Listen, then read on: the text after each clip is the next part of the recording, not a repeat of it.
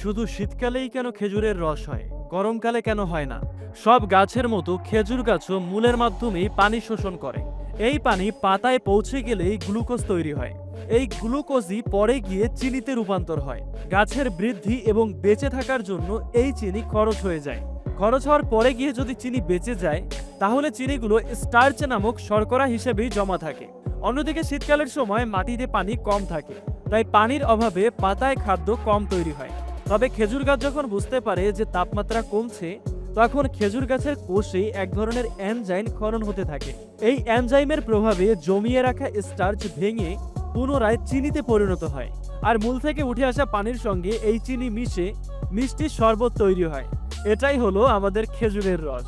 যেহেতু মূল থেকে ওঠা পানি উপরের দিকে ধাবিত হয়, তাই এই রস উপরের অংশে থাকা কোনো ক্ষত দিয়েই বের হয়, যেটা গাছেরা গাছের ঠিক ডগার নিচের অংশ কেটে তারপরে বের করে। সৃষ্টিকর্তার এই চমৎকার প্রসেসটি নিয়ে আপনার কোনো মতামত থাকলে কমেন্টে লিখে জানাতে পারেন।